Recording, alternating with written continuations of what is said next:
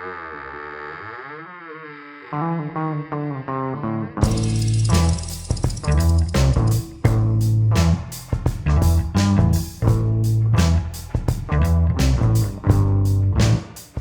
í sæl og velkomin í Kaldapóttinn þessa vikuna. Gestur minn í dag, Þorvaldur Gylfason. Velkomin. Takk fyrir. Gaman að sjá þig. Gaman að koma hingað í Grímsnesi. Vertu velkomin. En það hefð fyrir því að skála Aglagoskir var svo góð að gefa okkur Jesúlaði til að hafa í mynd. Já, þetta er aldrei séð. Við skálum í það. Skemmtilega. Það er mikið atriði að taka Jesú borð. Segja þér. Þú segir nokkuð, já. Þetta hef ég aldrei séð eða bara skemmtilegt. Nei, þetta sést, ég veit ekki hvað þú voru að gefa mér þetta, en ég betlaði þetta út, sko. Mér fannst nafnið svo flott, Jesúlaði. Hvað er hægt að klikka ef eitthvað heitir Jesúlaði? Er þetta til á börum í sveitinni? Ég veit ekki, en ég held að þetta sé páskadrykkur hérna. Já.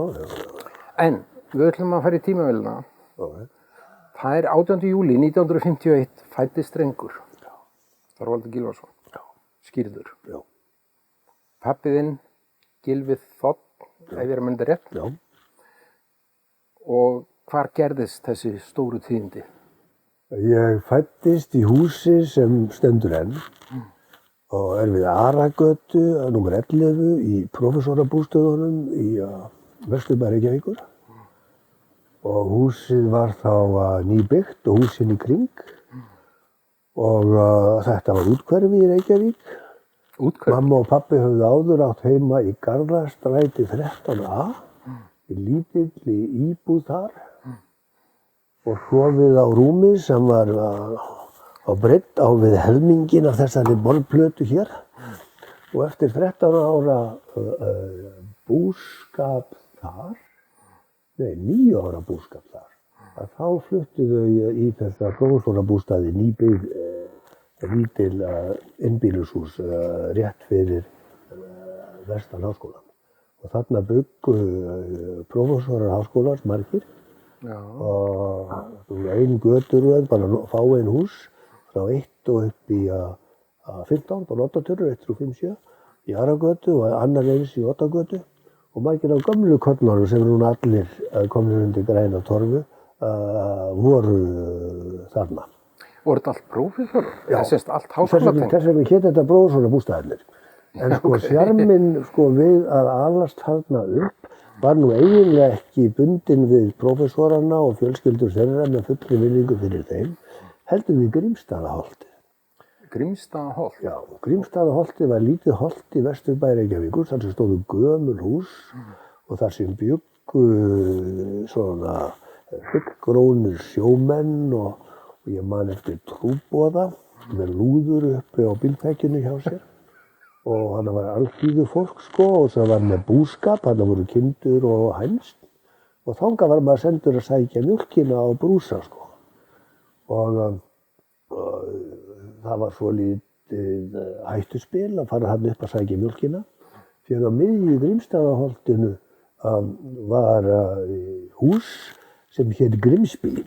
Grimsby? Já, í höfuðið á sko samnefndri borg á Bretlandi. Og þar bjuggu strákar sem höfðu yndi af því sko að lúskra á þessum væsklum sem komu að sækja mjólkina úr prófessorabústaðnum. Þannig að þetta var eiginlega háspenna lífshætta æsku minnar. Mér stóð svo lítil hætta af Vilmundi bróður mínum sem var 3 árum eldri en ég, sko, hann átti það til að berja mig svo fisk eftir endurleikum, sko, en það var allt í góðu lagi, sko, en ég var miklu hræddari við strákana í Grímsby, þeir báru ættarnafni Skarfjörð sumir af þeim og hinir yngstu nú enn á lífi held ég, en þegar ég rifjaði þetta upp, þá hefði ég átt að vera miklu hræddari við Vimma, því að þeir börðu mig aldrei, þeir náðu aldrei til mín, þetta voru bara svona ógnvænlegir á að líta, sko. Já, og þarna var... Þannig að lögðu aldrei hendur á því? Nei, og þarna var til dæmis innarlega bara torfbær, þar sem núna er fjölbýlishús við Dunhaga, og bara 5 minútna gangur fyrir lítinn strák að fara þangað að sækja eggin. Og þar bjuggu hjón sem Cecilia og Jósep hétu. Og þau áttu son, einan barnið mann rétt, sem Sölvi hét og var reyndar síðar þjálfari í Þrótti við hliðina á Dóra fisksala, þeim frægamanni sem var þjálfari minn í Þrótti, kannski meira það á eftir, nema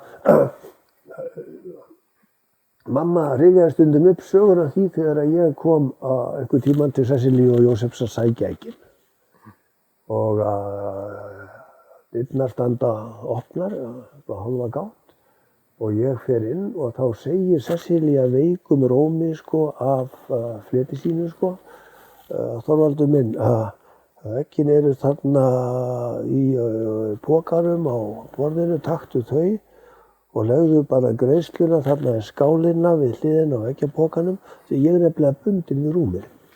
Æi. Og ég fer heim með eggin, hljóp eins og fætur tóguðu, lífshættu. Misti þó ekki í gegnum gruspi, sko, og misti þó ekki eggjapokan.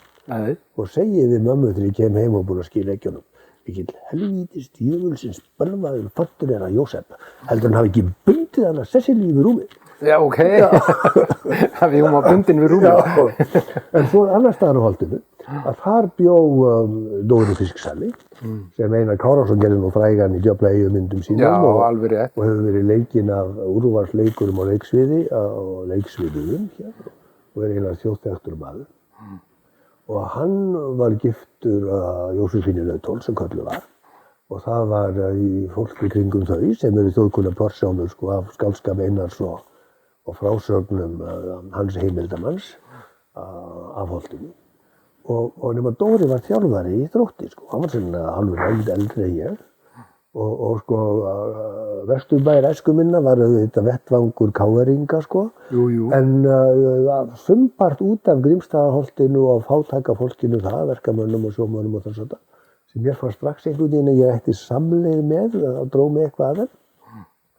Og þannig gerist það að ég verð Þróttari en ekki KR-ingur fyrir löngu síðar. Er það ekki landráð í Vesturbænum að Ég fara þessa var, leið? sko, því að Þróttur nefnilega flutti sig úr set og fór inn í einhvern fjarlægt úthverfi sem ég kann ekki einu svona nefna og þá var KR eftir sem eina félagið, sko.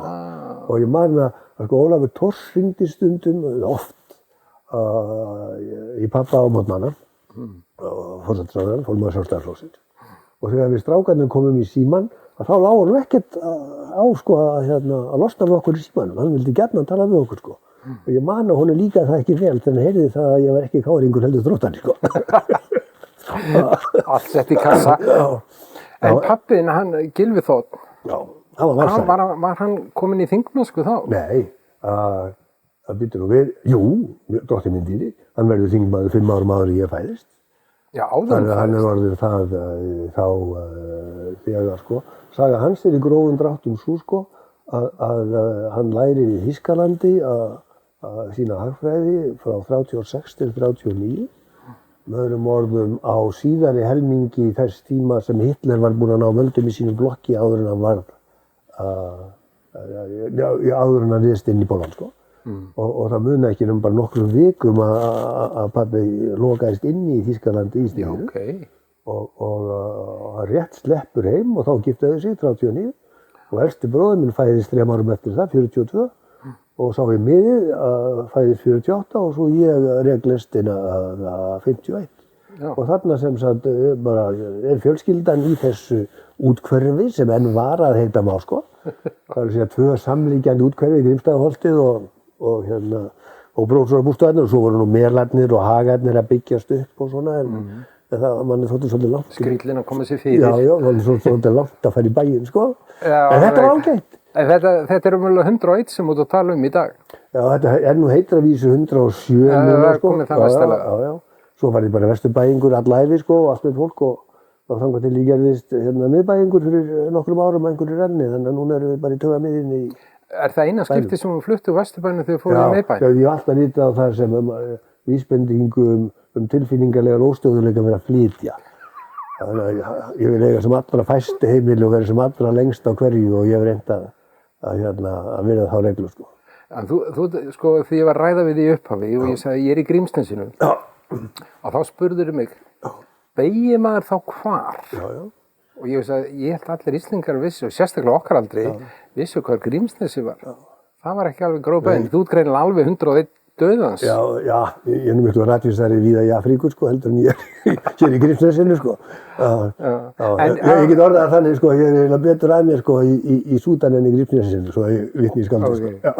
En ég þekki þessa tilfinningu vel. Ég var 101 í 30 ár og ég bara þurfti andi brepóka. Ég fór upp Ellábrekkurnar, sko, ég bara í andnöð.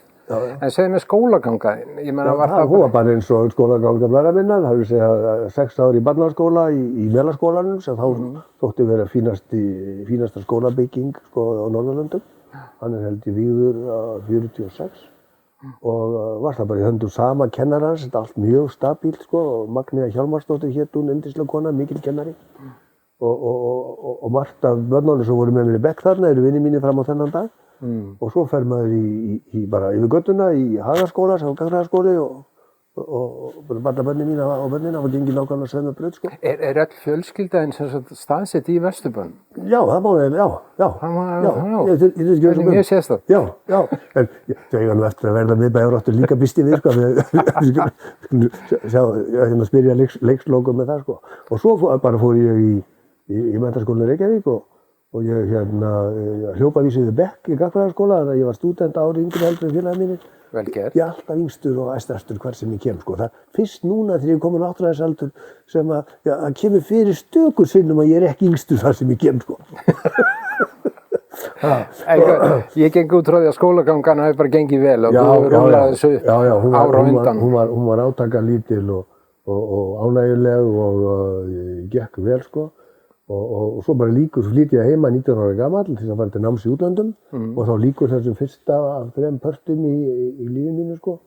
Og svo ég 3 ár við nám í Englandi og önnur 3 við nám í Ameríku og þá var eiginlega þá sem ég kveikti. Það var eiginlega þá sem ég byrjaði að vera til svona upp á þau bíti sem mér finnst að maður eigi að byrja í lífinu, sko. Og ég var eiginlega bara ástfangin af Ameríku af því hún tekur útlendingum svo vel, miklu betur en Bretland tók mér til dæmis. Ég lærði ekki að meta Bretland fyrir löngu síðar og fullorðinn, sko. En Ameríka tók okkur afar vel, sko, og ég verið hann annan fótinn síðar, sko, og er eina hálfur kanni, segja má, sko. Og ég ann því landi mjög og bara sjáum þessu menningu og öllu saman og fjölbreytninni. Og þess að tekur mér mjög sárt að horfa á þær svakalegu þrengingar sem að þeir eru að glíma við núna á sínum pólitíska vettvangi. En gemum það þangað til síðan í spjallinu, sko. Nákvæmlega. En hagfræði, pappiðinn var hagfræðingur. Var það því pappi var hagfræðingur? Já, það má eiginlega segja það, sko. Elsti bróðir minn var heimspekingur og bróðir úr heimspeki, Þorsteinn Gylfason hét hann. Og Vilmundur var sagnfræðingur og menntaskólakennari í sagnfræði, sem hann var umsvifamikill blaðamaður og þingmaður og ráðherra. En ég lærði hagfræði, en það var svo lítið torsótt að því leytinu til að hagfræði var þá ekki eins og hún er nú orðin sem betur fyrir sko námskeiðin í framhaldsskóla. Það er að segja að hagfræði kom hvergi inn í námsefni menntaskólans þar sem ég var og ekki heldur annar framhaldsskóla. Þannig að maður renndi alveg blind í sjóinn. En ég naut þess að ég þekkti eldri hagfræðingar sem var bara sem vini föður míns. Þannig að ég gat fengið svo lítil ráð það allt saman. Og svo bara fann ég það bara fyrstu vikunum í Manchester á mínu fyrsta hausti þar 19 ára gamall að ég hafi verið valið rétt og þar sko háskólaskipulagið þannig eins og víðast hvar í Evrópu og á Íslandi að menn velja sér sérgrein strax að loknu stúdentsprófi í andstöðu merkingu við Bandaríkin þar sem menn þurfa að eyða fyrstu 2 árum háskólanámsins sko með því að prófa ólíkar greinar sko til þess að hjálpa sér við að velja sérgrein. En ég rambaði á rétta grein í upphafi og fann mig strax og hef aldrei séð eftir því eitt andartak. Nei, þú eru aldrei hugsað að það átti að vera rafvirki. Nei, bara hagfræði og hefur alltaf verið bara mínar ægur og kýr. Og þið systkinin, sem sagt, þið fóruð öll háskólaleiðina. Já.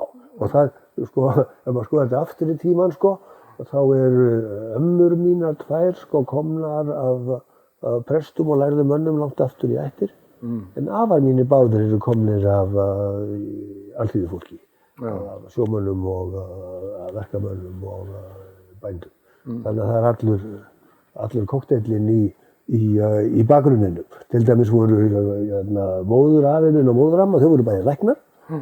Og móðuramma mín með þess að tók á móti mér þarna í Aragund 11, daginn sem ég fættist, sem þú byrjaði á. 18. júlí. Já, og það var svolítið sótt að mér að leggja fyrir mig læknisfræði af því að atvikin höfðu því svo með foreldra mína, eins og reyndar okkur önnur að margir ránustu vinir þeirra voru læknar. Og margir þeirra vildi að ég yrði læknir eins og þeir, en ég kaus heldur hitt og hef ekki séð eftir því. Það sem dró mig að hagfræði var hversu nálægt hún stendur viðfangsefnum venjulegs fólks í dagsins önn.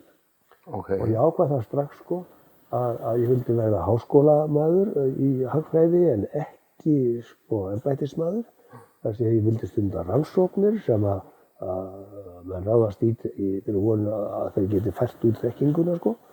Þar sem þetta vísindastarfið sem að dró mig að þessu. En ég vildi líka passa mig á því að eiginangrast ekki einhverjum fílabensturni þannig að ég væri bara að skrifa bækur hagfræði og greinar hagfræði að handa erlendum og nú eða stundum innlendum sko, kollegum í greininni.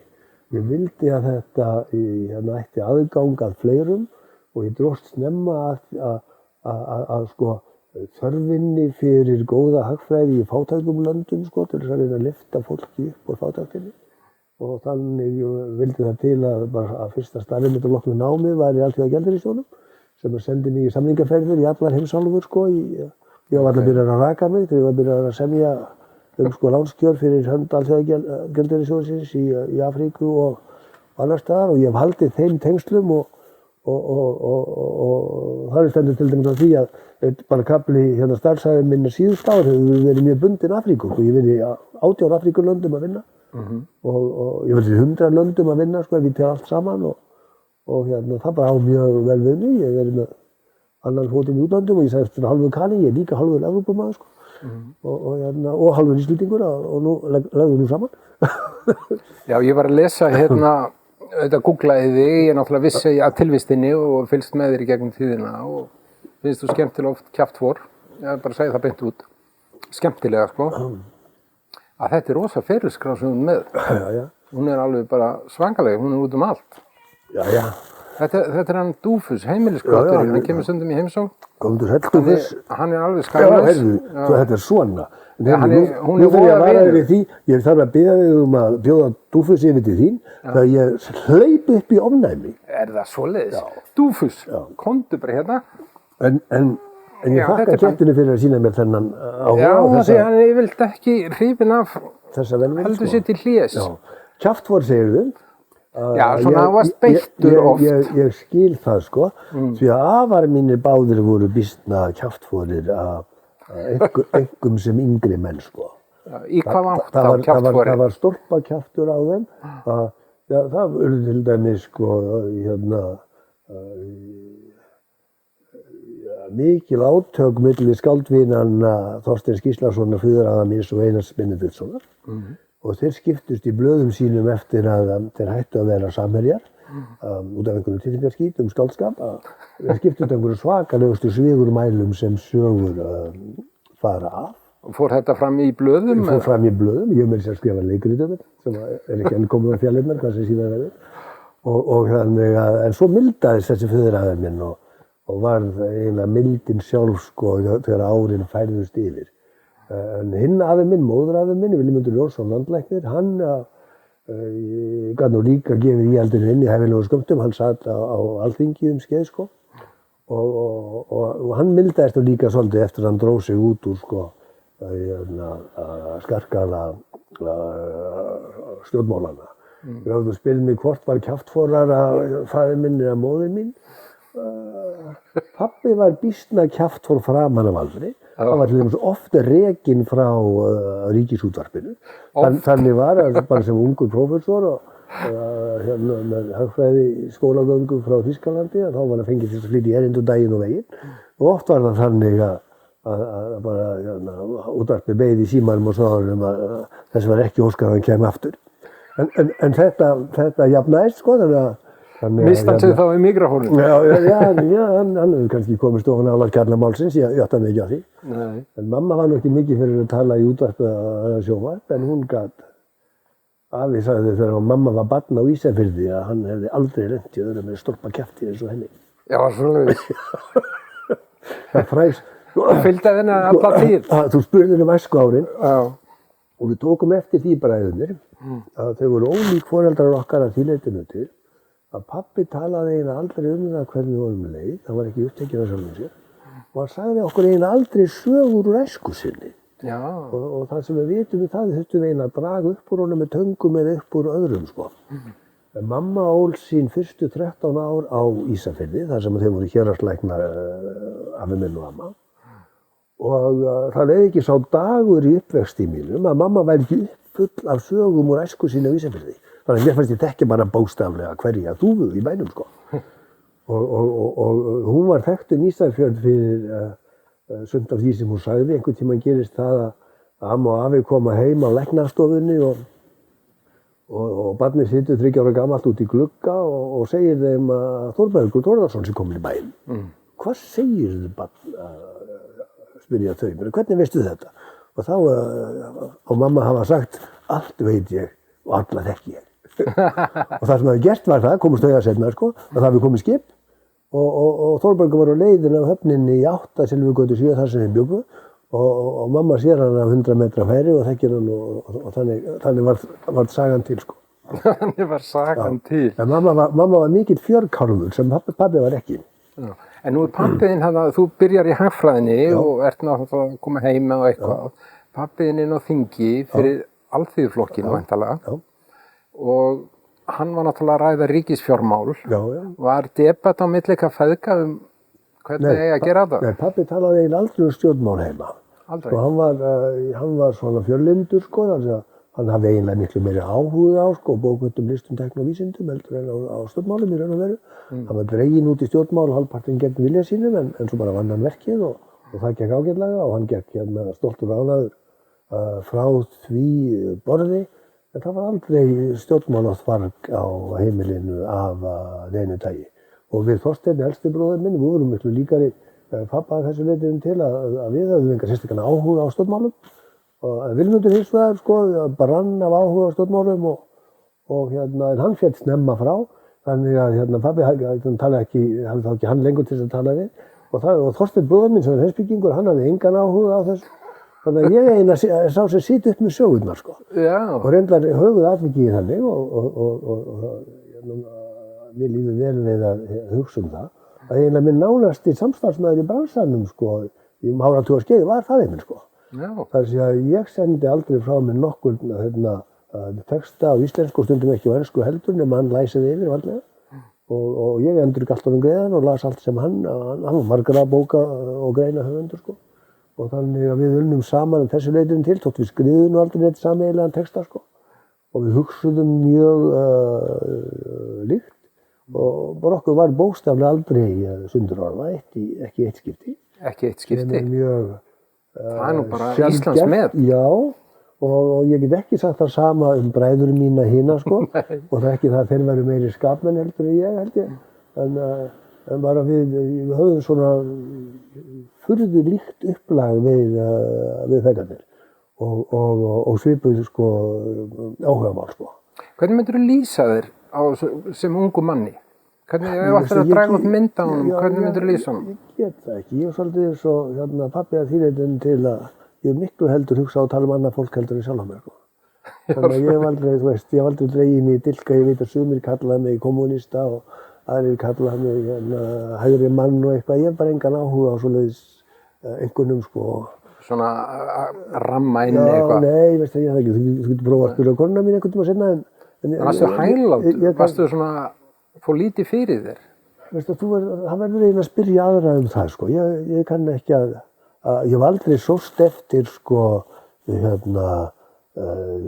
vegthillum eða hlutverki sko í samtökum eða svoleiðis. Með einni undantekningu, það var þegar að Alþingi auglýsti í stofnun stjórnlagaþings og bauð venjulegu fólki að bjóða fram krafta sína og þetta var eftir hrunið sem var gekk gersamlega fram að mér. Og þá breytti ég út af þessari venju minni og fleygði hattinum mínum inn í hringinn.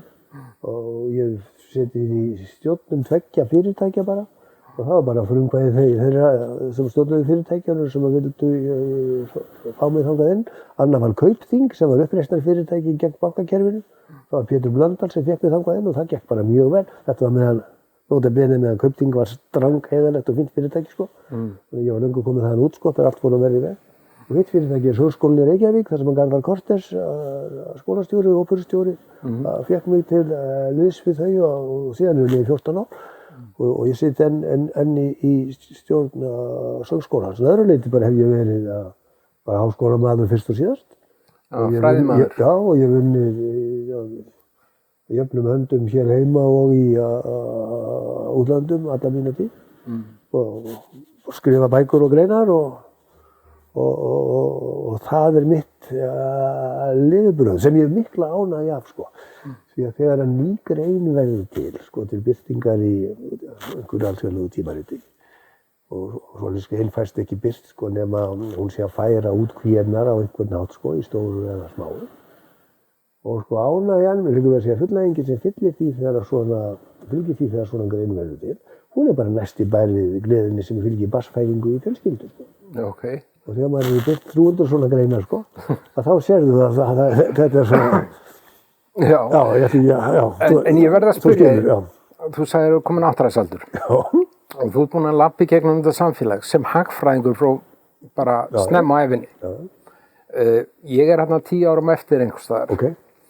Og ég er að þeirri kynslóð sem er alltaf að missa íbúðurnar. Það er alltaf verið að éta upp eignirnar mínar. Sem sagt 3 íbúður á mínu æviskeiði. Nefndu ekki okkur. Nú langar maður að spyrja hagfræðinginn í það sem er búinn að labba þessa leið í þessu bulli. Getur þú sett einhverja mynd á þetta? Ég veit eins og Gunnar Bjarni, tæknimaðurinn okkar, sko, hann er þeirri kynslóð og hann svona er ekki alveg búinn að fá þetta í hnakkan. En við sem eldri við erum búin að labba marga skrautlega leiðar með fjármálakerfinu. Hvað er málið með þetta? Málið er fákeppni og það á ekki bara við bankana heldur marga aðra hluta íslensks efnahagslífs. Og fákeppni bara felst í því að það eru fáir stórir aðilar hituna á hverju markaði sem halda keppinautum frá. Þannig til dæmis stendur að því að Ísland er eina landi í Evrópu þar sem að erlendum bönkum hefur aldrei verið hleypt inn í landið til þess að keppa við innlenda banka. Er það lögfest í? Já, það er þess vegna sem að vextir eru svona háir. Og ástæðan til þess að bara vöruverð hérna er svona hátt er að það er bara samskonar fákeppnisvandi sko í byggingavörubransanum, í tryggingabransanum og bara alls staðar. Og það að við skildum ganga sem betur fer inn á evrópska efnahagssvæðið sko 1995 sem að jafngildir eiginlega sko aðild að Evrópusambandinu að 2/3, það hefur ekki dugað til. En þú sérð á því að hvorki bankarnir tryggingafélög þurfa að keppa við erlenda banka og erlend tryggingafélög. Það tókst með herkjum að fá Costco hingað inn til þess að auka samkeppni sko í smásöluversluninni. Og eins og mörg heimili finna bara á eigin skinni ef þau versla þar og þarna bara skilur milli feigs og ófeigs og þetta er ástæð til vaxta okotsins í reyma og til hás matvöruverðs og svo framvegis og bara út úr þessum verðum við að brjótast segja ég og þú finnir þið verið. Ég hef staðið á öndinni segjandi þetta sem ég er að segja við núna í blóðunum í 40 ára eitthvað slags og það bara dugir ekki til því að hagsmunirnir sem eru bundnir við óbreytt ástand að þeir eru svona ríkir og þeir hafa sko stjórnmálaflokkarnir á Alþingi í hendi sér að vísu misfast en þetta hefur dugað þeim til þess að halda þessu ástandi óbreyttu sko.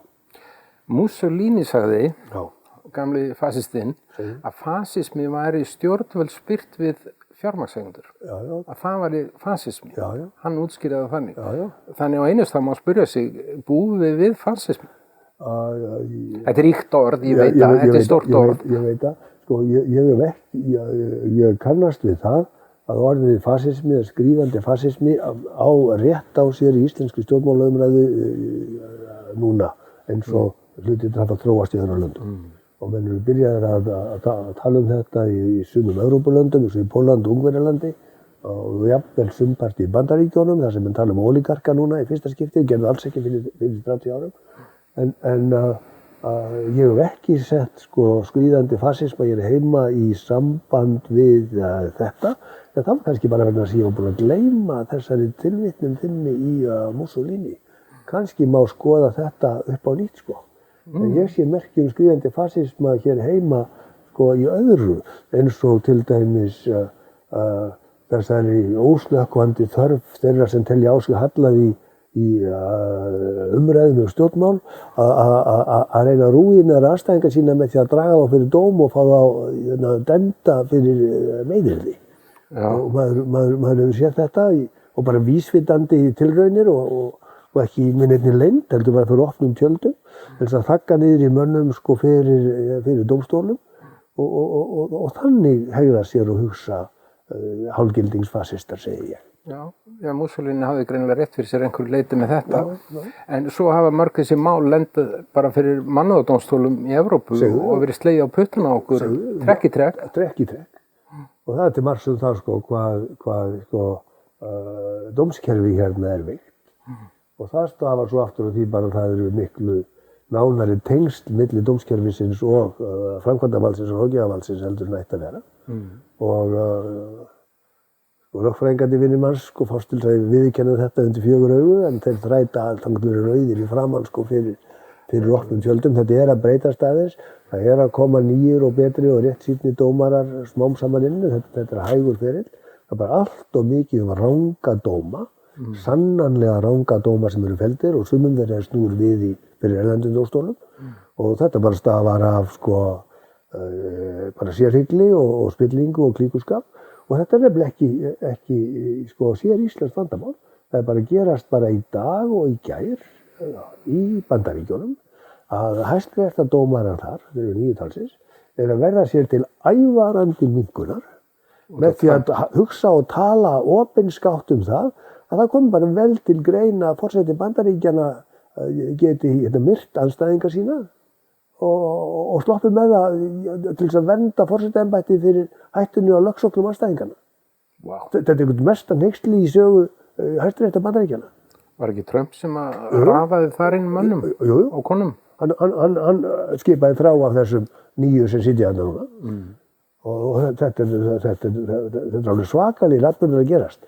En svo heyri ég að sumir segja hægan, það hljóta að vera að minnsta kosti 5 af þessum 9 sem að komast að þeirri niðurstöðu að það sé ekki hægt að láta forseta sleppa við að myrða andstæðinga sína ef til þess kemur. Og við skulum sjá, ég trúi því þegar ég tek á því.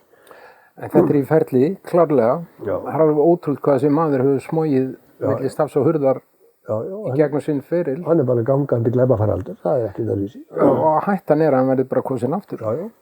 Ég held nú að gerist ekki, ég held að það sem að gerast núna muni opna augum manna, en bara hugsaði þér það að hann sakaður tilraun til valdarán og það tekur Hæstarétt meira en 1 kjörtímabil að láta fjalla þetta fyrir dómi. Og Hæstaréttur virðist vera að reyna að veita honum færi á því að bjóða sig fram aftur eftir að fyrir liggja skýrar vísbendingar að hann hafi reynt að fremja valdarán sem ekki tókst. Þetta alveg makalöst. En kannski erum við komin aftur á Mussolini, Já, ég veit það. Og sumir, það er ágætt bandarískt orðtæki sem segir, justice delayed is justice denied. Það er að tímasetningi skiptir máli. Ef það tekur langan tíma fyrir réttlæti að ná fram að ganga, að þá felst í því óviðunandi ranglæti. Það eru skeri tímar. Já. En mér langar að fara aftur að stjórnlagaþinginu. Já. Þú sast þar. Já. Og fórst alveg í gegnum það ferli. Já. Alla leið. Já. Segðu okkur aðeins frá því ferli og sérstaklega unga fólkinu sem kannski slýsast til að horfa á þetta til að fatta hvað í gangi. Já, það var dásamlegt. Það sem gerist eftir hrun að fólki fer út á göturnar og niður á Austurvöll og heimtar skýringar og heimtar hreingerningu og heimtar einnig nýja stjórnarskrá. Og Alþingi var bara uppi vegg, auðmýkt af samkrulli sínu við þessar spiltu bankamenn sem hefðu keyrt allt í kaf. Þannig bara Alþingi hlustaði á frómar óskir fólksins og brást við þeim. Og það brást við til dæmis með því að hreinsa til í Seðlabankanum eins og nauðsyn bar til og líka með því að standa við svo eldgamalt loforð sem Alþingi hafði alltaf svikist að efna að endurskoða stjórnarskrána. Og þau skildu það að það verkefni sem ekki fyrir vel á að stjórnmálamenn eða þingmenn vinni og það þess vegna sem þeir ákveða að þingmeirihluti að halda kosningu, sjálfstæða kosningu með fólksins í landinu þar sem vel maður hefur eitt atkvæði til þess að velja fulltrúa á þetta stjórnlagaþing. Og það var góð samstaða þeir í þinginu. Gömlu skúrkarnir sem eru aftur komin til valda að þeir voru alveg með á þessu fyrsta kasti. Svo beygðir voru þeir eftir auðmýkinguna sem að hrunið kallaði yfir þá og aðra. Og ég ákvað að bregða vana mínum og bara taka þátt í þessu og ég náði kjöri og svo 24 aðrir og hópi 520 eitthvað frambjóðanda og okkur voru gefnir 4 mánuðir til þess að vinna verkið og bara okkur tókst það og okkur tókst það með afbrigðum vel að mér finnst. Eins og þú sér á því að það hefur engin upplöf, engin skandalar. Þú sér að líður varla svo vika, hálfa mánuður að koma ekki einhverju skandalar upp í þinginu og hávaðar yfirreildi og grátur og kvistrand annað. Ekkert af því það gerist nokkuð tíma hjá okkur. Við bara sýndum hvert öðru gagnkvæma virðingu, ólíkt fólk úr öllum átt. Ég þekkti kannski fjórðunginn, 6 af þessum 24 sem hann sáðarnu nefnir. Hitt var fólk sem ég aldrei hitt áður. Vissi kannski, hafði kannski heyrt nafnin þeirra nefnd áður, sem hafði ég aldrei heyrt áminnst áður Og við bara skildum alvöru málsins og við skildum það að okkur þurftu að nýtast þessir 4 mánuði til þess að vinna verkið sem þjóðir hafði trú okkur fyrir og Alþingi. Og okkur tókst það og okkur tókst það með slíkum, slíkum ágætum. Að það var algjör einhugur þetta. Það bara aldrei gerst áður í samanlagðri stjórnarskrársögu heimsins að stjórnlagaþing afhendi Alþingi frumvarp að nýrri stjórnarskrá sem var samþykkt einum rómi. 25 atkvæði gegn engu, engin hjáseta, ekkert röfl, engin minnihluta álit, ekki neitt. Þetta var rosa flott plagg. Þetta var, og erlendi stjórnskipunarfræðingar og aðrir, það var nú ekki miklu lofsorði á þá, það var bara þetta sé eitthvað flottasta svona stjórnarskrár frumvarp sem að nokkuð tíman hefur litið dagsins ljós. Og svo afhendum Alþingi þetta og Alþingi ræðir þetta í sínum ranni. Var ekki Jóhanna Steingrímur sem voru við stjórnvöldu? Það er eina skipti sem að bæði Sjálfstæðisflokkurinn og Framsókn hafa verið saman í stjórnarandstöðu. Og þau leggja málið síðan í þjóðaratkvæði sem að vísu var reynt að spilla fyrir með því að tefja þjóðaratkvæðagreiðsluna og svoleiðis, en hún fór fram og við bara höfðum þar yfirburða sigur. En þá var strax byrjað að fjara svolítið undan stemningunni í þinginu því að endurreisnar áætlun Alþjóðagjaldeyrissjóðsins gekk það vel hérna heima þrátt fyrir allar hörmungarnar sem að margir þurftu að líða vegna hrunsins. Að þeim sem að vildi ekki sjá nýja stjórnarskrá, að þeir vildi ekki hrófla við óbreyttu ástandi, að þeim óx kjarkur. Og það voru þeir sem að reynda að tefja þjóðaratkvæðagreiðsluna og svo þegar hún loksins haldin og ákveðin og tímasett, að þá reyndist frumvarpið fyrir munaðarleysingi því að jafnvel flokkarnir sem í ríkisstjórninni sem að lögðu frumvarpið fyrir þjóðina, að þeir bara hlupi félur. Þannig að það komið hlut bara okkar nokkur óbreyttra borgar að leigja okkur úti og fara hringinn í kringum landið og syngja og dansa fyrir fólkið og útskýra nýju stjórnarskrá fyrir kjósendum. Og þetta bara skilaði því að frumvarpið var samþykkt með 2/3 hlutum greiddra atkvæða og það var bara 3/4 sem sagði nei. Og þá hefði maður haldið það að það hlyti að gerast að þingi bara staðfesti þá vilja þjóðarinnar eins og hann kom fram þarna. Og við erum að tala jafnt vægi atkvæða og við erum að tala auðlindir í þjóðareigu og við erum að tala umhverfisvernd og við erum að tala að forseta sem ekki kjörinn með bara 25% atkvæða á baki sér og alls konar réttarbætur sem að skoðanakannanir sýndu að voru allar í samræmi, í nánu samræmi við vilja meirihluta kjósenda eins og staðfestist svo í þjóðaratkvæðagreiðslu. En þá bara gerðist það að Alþingi sveik og hætti störfum vorið 2013 hafandi látið heilt þing líða án þess að staðfesta frumvarpið sem þinginu bar skylda til og síðan hefur Alþingi bara haldið frumvarpinu í gíslingu, reynt að spilla fyrir því á alla lund og tefja og núna séð þetta er svo gamalt maður, enginn tala um hvað því. Já, sérðu? Og þetta er einhver svartasti bletturinn á sögu Alþingis bara frá á lýðveldi sögunni. Lýðveldi sögunni, já ég myndi fara lengra, ég segi að fara frá 930 sko. Já, jafnvel fyrr. En það, einhvers staðar í minninu kemur upp, það var einhver sem kærði þjóðaratkvæðagreiðsluna. Nei, þeir kærðu kosninguna til stjórnlagaþingsins. Já, þeir kærðu hana, Já, þá var því breytt, já. Það voru 3 flokksbundnir sjálfstæðismenn sem teldu fram einhverjum tæknilegum athugasemdum við framkvæmd kosningarinnar og Hæstiréttur tók við þessum kvörturum og gerði það sem enginn Hæstiréttur hefur nokkuð tíma gert nokkuð staðar. Og hann dæmdi bara þjóðkjörið sem Alþingi hafði boðað til sko, bara ógilt. Þannig þetta var bara núllað bara. Já. Og þarna voru 6 hæstaréttardómarar og þar af 5 skipaðir af dómsmálaráðherrum Sjálfstæðisflokksins. Og þetta er einhver svartasti bletturinn á Hæstarétti í gerðvællri sögu hans frá 1920. Eiginlega alveg ofboðslegt mál. Og leyfðu mér nú, maður fer ekki í svona samtal nema maður segja eitthvað sem maður hefur aldrei sagt áður. Leyfðu mér nú að segja þér það að mér er kunnugt að inn á borð hjá ríkissaksóknara komu upplýsingar meint lögbrot í Hæstarétti í sambandi við þetta mál. Okay. Og mér er einnig kunnugt að ríkissaksóknari tók þessar ábendingar nógu alvarlega til þess að hann fól lögreglunni að rannsaka málið. Þetta hefur alveg verið þarna undir. Já, og lögreglan skoðaði erindið frá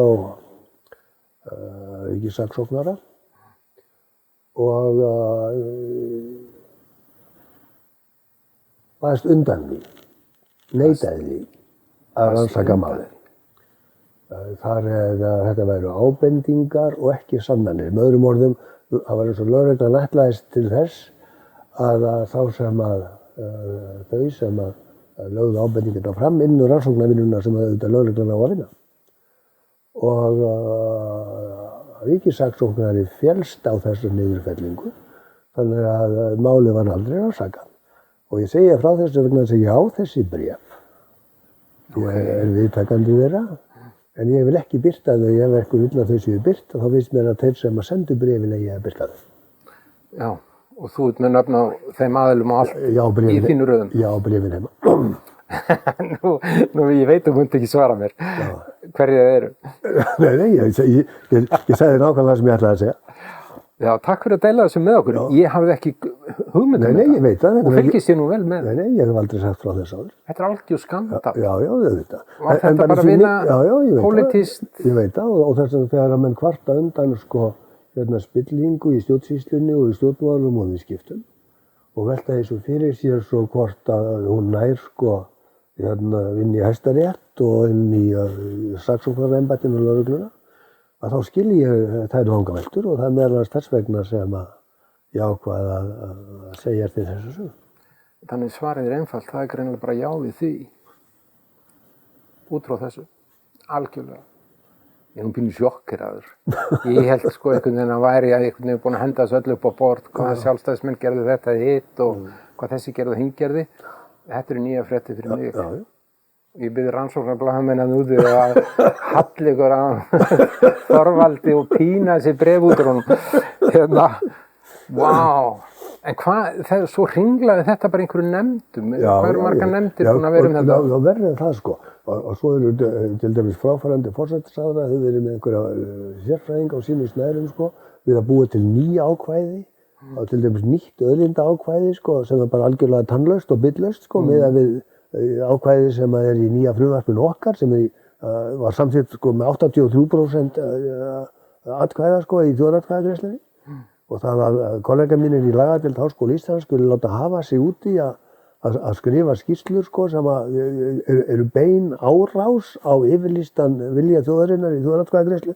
Það bara nægir engri átt. Ég satt sér hissa á því að enginn skuli hafa kert þessi tvö í lagadeildinni fyrir siðanefnd Háskólans. Erum við ekki aftur komin bara að framteglinni og vinavæðingunni þarna? Einn sem ég þekki mjög vel, helblár lögmaður. Hann hvíslaði að mér að gamla stjórnarskráin, við tölum alltaf gamla og nýju, þó að nýja sé ekki orðið ný, að hún svo þægileg fyrir lögmenn. Hún svo loðin og teygjanleg og það svo mikið huglagt mat á alla hluti að hún draumur hvers lögmanns. Já, það svolítið fyrir því, sko. Nýja, ég vil samleysa þær báðar oft og nýja bara svona gagnirt, hún bara dregur, hún bara segir það sem segja þarf. Og það fór í taugarnar og veit ég mörgur lögmann. Já, mikið lofsköp. Nei, það þeir sem að vilja sko óbreytt ástand að þeir vilja ekki nýju stjórnarskrána og það eru þessi þriðjungur kjósenda sem greiddi atkvæði gegn henni og það skiljanlegt. Það miklu algengari nýja stjórnarskrár sem samþykkta með kannski 52 eða 56% atkvæða. En við fengum 67 og samt reynt að halda þessu niðri. Þetta fór ekki í gegn. Og það engin teikn á lofti þetta fari í gegn. Ég býð enn eftir því að alþingiskosningar skili nýju meirihluta sem klárar málið. Já, við vitum allavega að 3 stjórnarflokkarnir sem eru núna, þeir hafa engan áhuga að klára þetta mál. Nei, og það þeim merkilegra sem skoðanakannanir hafa sýnt það skýrt að það ekki bara meirihluti kjósenda sem að vill þessa nýju stjórnarskrá með öllum sínum réttarbótum, heldur einnig meirihluti nánast allra svona sérstakra hópa sem spurt við verðum. Og það myndi verið spurt sko eftir aldurshópum, eftir búsetu, eftir stuðningi við stjórnmálaflokka, eftir störfum og svo framvegis. Og það eru bara 2 hópar sem að meirihlutin á móti nýju stjórnarskrá. Stuðningsmenn Sjálfstæðisflokksins og embættismenn ríkisins. Já, ok. Og svo náttúrulega hrunningar. Hafa þeir það vægi embættismenn? Greinilega. Já, og svo náttúrulega þriðji hópur, það augljóst, en Gallup spyr aldrei, sko, ertu hrunverið eða ekki? Auðvitað allir hrunverið á móti því að þessi nýja stjórnarskrá var sett til höfuðs hrunverið og sett til höfuðs spillingunni sem var ekki á allra vörum þá strax. Það þurfti nokkur ár frá hruni til þess að opna augu nógu margra fyrir vandanum. En núna ef að Gallup spyrði, sko, Gallup reyndar búinn að spyrja því, hann spurði 2013, spilling, sko, alvarlegt vandamál í íslensku stjórnmálalífi og viðskiptalífi og 2/3 hluti aðspurðar sögðu já. Það þetta legið fyrir núna í 11-12 ár. Hvað er að okkur? Þetta er stór spurning, ég veit að þú eru ekki svarið frekar en ég, en ég velti fyrir mér þessi ofboðslega íhaldssemi ótti í allri stjórnsýslunni og þá tala ég líka embættismenn. Því að hreyfa embættismenn er eins og að hreyfa esjuna, það bara hreyfist allt voðalega hægt. Hvað er þetta í þjóðarsálinni sem að, eins og þú segir, alla skoðanir kannir sína að fólk vill breytingar en samt breytist ekki? Ég veit að þetta, ég segi stundum, sko, fyrst að það er ekkert að fólkinu í landinu, sko. Það sem er það að vilji fólksins í landinu næri ekki fram að ganga af því að það eru fámennur minnihluti sem stendur í vegi fyrir því. En svo hægt að hugsa sér dýpri skýringar. Sko, ég segi stundum í hálfur alvöru, sko, Íslendingar eru svolítið eins og Rússar og þess að stytta mál mitt, sko, þá segir bara Íslendingar eru Rússar, sko, sem eru vanir því, sko, ára 100 skeið, sko, að láta að finna sig á kvelja og einhvern veginn eru sáttir við það. Það er til vitnisburðir úr fangelsum nasista það hvernig Rússar brugðust við pyndingum. Þeir grétu hávaða grátið meðan pyndingarnar stóðu yfir en voru mjög fljótir að jafna sig. Snöggir að jafna sig. Meðan að Norðmenn sem sátu í sömu Tryggvi Bratteli, forsætisráðherra Noregs, lýsir þessi sjálfstæðisögu sinni. Norðmenn sem sættu samskonar pyndingum.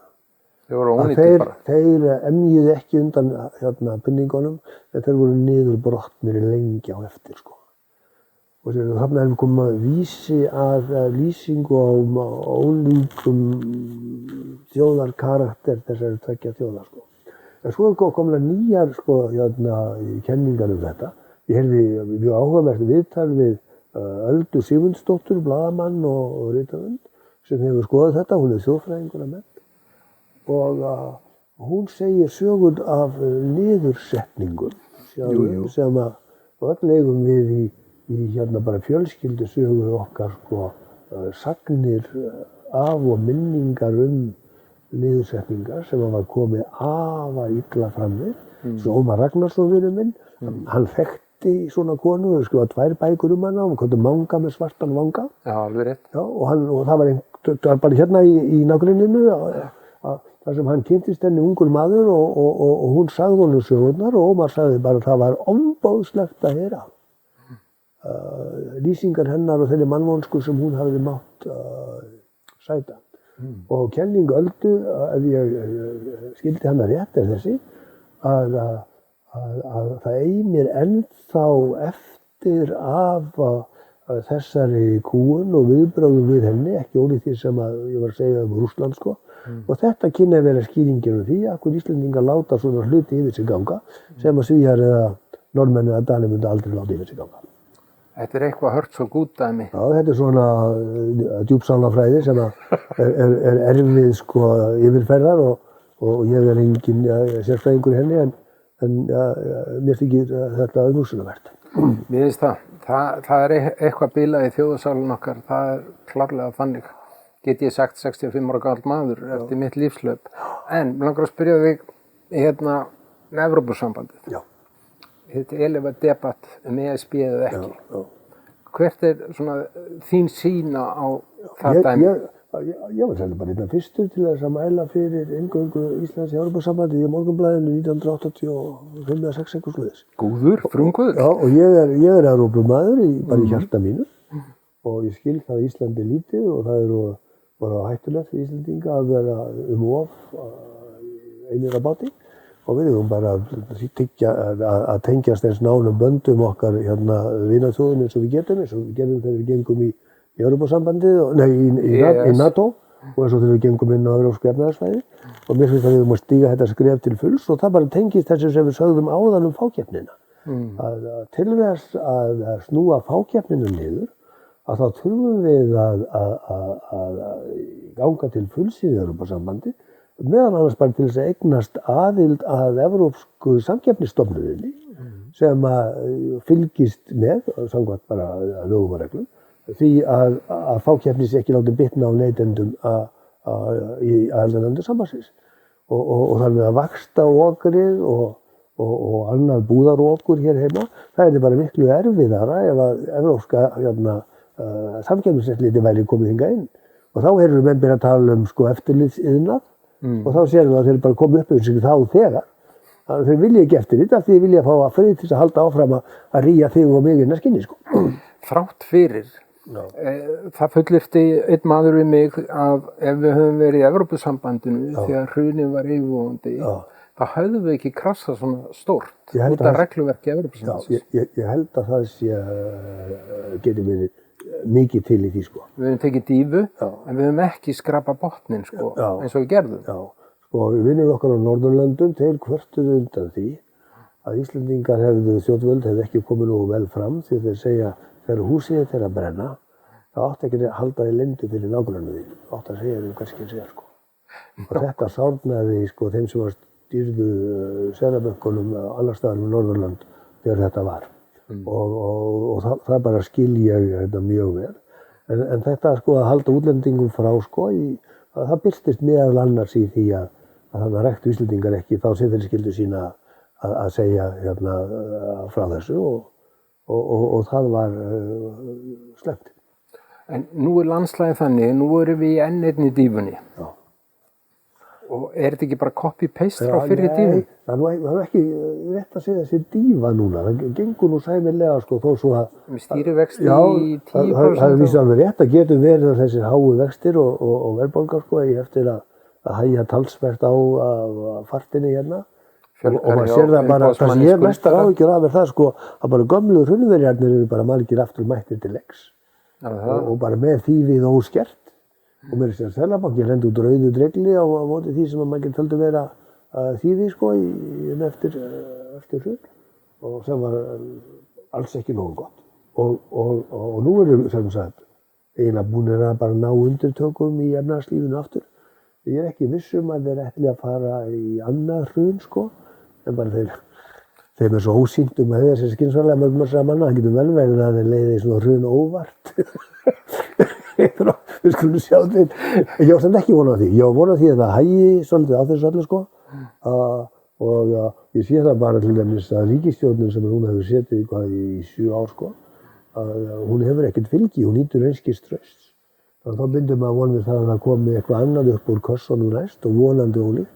En ef allt fer í sama horf sko eftir enn einar kosningarnar þar sem vilji þjóðarinnar og krafa þjóðarinnar jafnvægi atkvæði ekki virt sko, þannig að kosningarnar eru raunverulega ólögmætar sko, eins og það var verið frá 2016, frá mínu bætri séð, ef þetta heldur áfram endurtaka sig eftir næstu kosningar, þá þarf að stokka spilinu på nýtt. Og leiðin sem ég sé til þess einfaldlega sú að leita til erlendra dómstóla til þess að tukta þetta lið hérna til heima rækilega. Að fara alla leið þangað? Já. Ekki vígbúast og horfa til fjalla? Nei, alls ekki. Að finna bara leiðir til þess, bara útskýra fyrir alþjóðasamfélaginu. Hvað á það að þýða að Íslandi sé sokkið í 27. sæti á listanum yfir lýðræðisríki heimsins? Meðan Norðurlöndin hin eru í top 5 sko. Sem erum alltaf að byrja okkur við? Já, einmitt. Og ég vissum bara vinnur okkar úti í Evrópu að þau myndu bara hafa fullan skilning á þessu og þar með taldi dómarar fyrir evrópskum dómstólum og þá þarf bara hygna lögmenn til þess að finna veikublettina og íslensku lögfræðingarnir eru margir svo lélegir að þeir hafa ekki hirt að passa sig á því að hafa enga slíka bletti tiltæka og þá var bara að rafa sér á þá, fyrst mér. Bara, ég vona að það gerist, en ég trúi því ekki, sko, ég bara neita að trúa því að það komi saman upp úr kjörkossunum næst. Ég bara neita að trúa því. En að því við erum aðeins svona komin á seinni hálfleik, ég verð að spyrja þig, það er svona opnaðis glufa.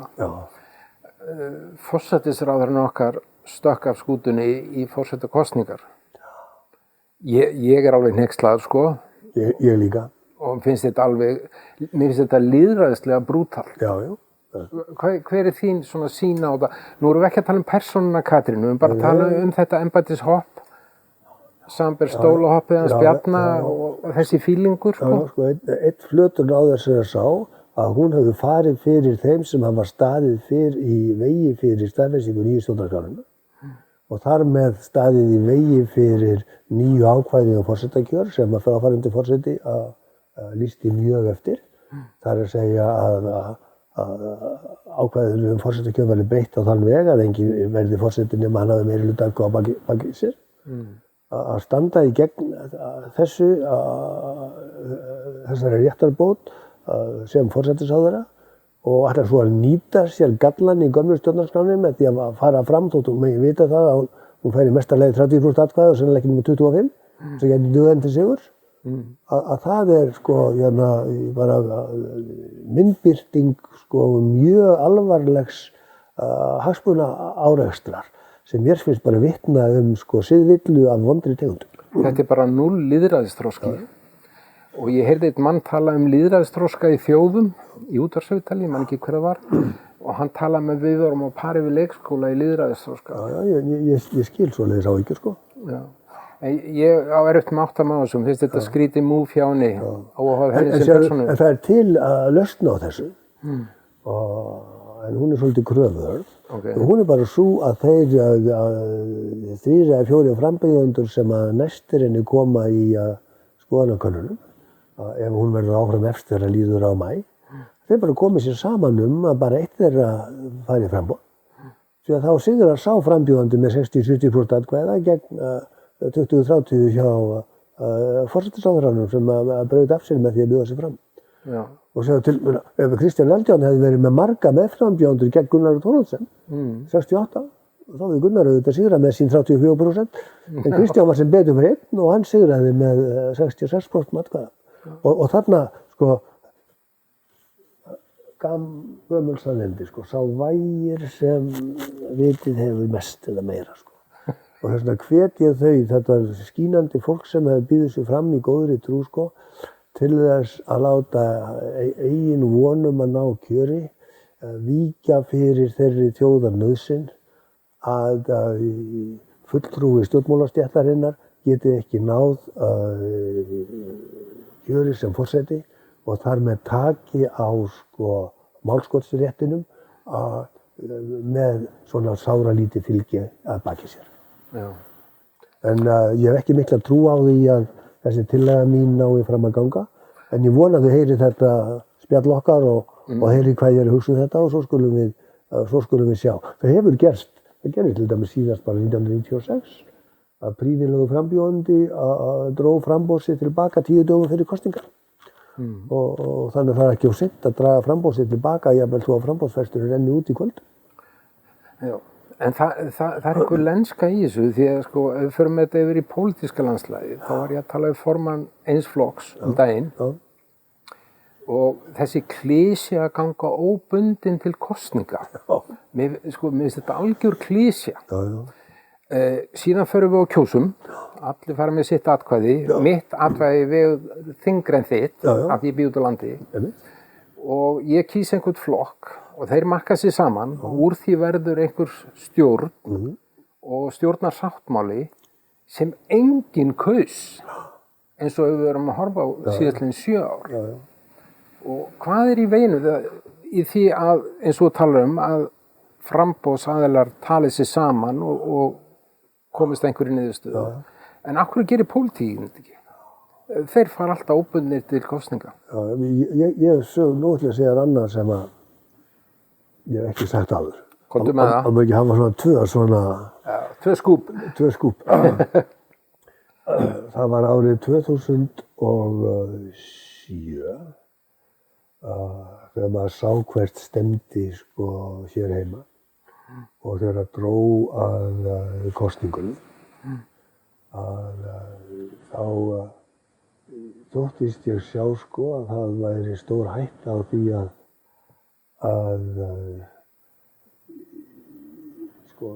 hrunnvaldarnir héldu völdum sínum. Og þess vegna gerði ég það sem ég bara gert þetta eina skipti á ævinni. Ég fékk til fundar við mig af 2 helstu forystumenn annars vegar Samfylkingarinnar og hins vegar Vinstri-hreyfingarinnar Grænt framboð til þess að hvetja þau til þess að gera kosningabandalag. Það er að segja, lýsa því yfir, þetta er aldrei verið gert áður, að leggja fram einfalda áætlun og segja ef við fáum meirihluta, þá skuldbindum okkur til þess að lofum við því að mynda sama meirihlutastjórn á þingi, þetta sem þú ert að lýsa eftir. En fulltrúar hvorugsflokkanna leysti á þetta og ég sá strax þau skutum gripi. Því þau voru með annað augað á Sjálfstæðisflokknum. Og það sem gerðist var það svo að Samfylkingin myndaði þessa katastrófölu ríkisstjórn með Sjálfstæðisflokknum 2007. Þannig að hrunið sprakk framan í ekki bara Sjálfstæðisflokknum, heldur líka Samfylkinguna. Og draumur, sko, Vinstri Grænna samstarf við Sjálfstæðisflokkinn, þurfti að bíða mann til 2017 en þá létu hann rætast. Og þetta er vandinn. Og þessi tillaga mín held ég var alveg raunhæf, en svo kom í ljós að 2009 og þá urðu Samfylkingin og Vinstri Græn að mynda samsteypustjórn saman bara 2-1 og það var svoleiðis stefnuskrá sem þau hefðu ekki bara getað lagt fram 2007. En þau voru þá svo trufluð af þessu dálæti á þessari draumsýn að vinna með Sjálfstæðisflokknum þótt að endi venjulega illa fyrir minni flokkin í slíku samstarfi. Það kom allir illa út úr samstarfi Sjálfstæðisflokki. Reynslan virðist sína það. En þarna var sem sagt lag sem að þeim bauðst en þau höfnuðu. Og þau bara strax veggurinn. Já. Þetta er eina skipti sem ég hef reynt að skipta mér að stjórna myndu. Já, mér finnst þetta flott. Takk fyrir að segja mér frá þessu, okkur öllum. þessi formaður sem ég talaði við einmitt, það kom þessi saman veggur og það var ekki þessir, ég ætla ekki að segja hver það sko, en það kom upp sama kripan sko. Það bara, ég skil ekki svona. Ég meina við erum með 3 flokkinn og þingi núna sem búið að fullreyna í 7 ár og ætti að vera löngu sprungið þetta samstæð með 30% vinsaldir og þá eru hvað flokkar eftir að þeir skulle ekki spyrða sig saman í einhverju umræðu og bara taka dansinn. Já, ég lít þetta saman. Herðu, en nú erum við bara nefnir tíma. Þorvaldur Gylfason, hvað planið núna? Berlín? Nei, planið Setja niður kartöflur? Planið Abbey Road Studios í London. Það að fara þangað? Já, vegna þess. Þetta eina 3. skúbbið þar í. Allt þegar þrennt og ég fengið svolítið við tónlist síðustu árin og samið sönglög og kórlög sem að margir fremstu listamenn þjóðarinnar hafa flutt og spilað inn á plötur og í sjónvarpinu og svoleiðis og í Hörpu og Hannesarholti og þá komu vinir mínir sumir að tala um og sögðu, heyrðu, má ekki bjóða þér að koma til okkar í poppið og ég bara eins og hlýfinn skólandrengur sló til. Og ég með partur af 10 manna sveit sem að leggja upp í upptökuferð til London. Við ætlum að taka upp íslenskt bítlarokk en þó með enskum textum, allt saman frumsamið og ég vil ekki nefna nöfn, þarna eru sumir fremstu rock tónlistamenn landsins. Þú verður að segja mér. Má ekki segja það? Nei, það kemur, við erum komið með Facebook-síðu, þú sér þetta þar Nei, ég ætla ekki að nefna neina, það skiptir ekki máli. Og ég bara dreginn hann inn í þetta sem tónsveitjórunum, þetta verður allt saman frumsamið og svo verður þetta vonandi útgáfa og tónleikahald og hagfræðin í poppið og tónlistarmynd og þú veist.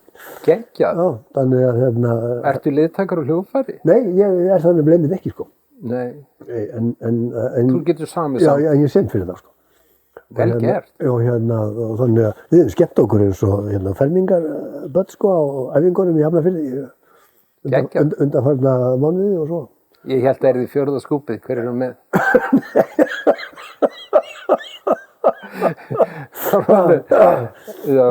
Þannig planið bara að vera til og njóta. Já. Það gott plan. Já, ég mjög góður í því að segja, ég má segja sjálf það. Það ekki allir sem kunna það. Það ekki allir sem kunna það. Og konan mín líka, við erum í þessu sem teimi, Var til hamingju þetta, ég ætla að fylgja spenntu með. Já, gott. Tónlistarferlinni. Gott. Ég kann orðið hinferil.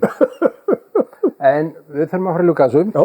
Og Skáli Böðn og Þorvaldur, takk fyrir að koma, það var virkilega gaman að fá því í spjalli. Ágætur drykkur, ég að spyrja þetta næst þegar ég... Geggjað. Þetta náttúrulega háandlegur drykkur.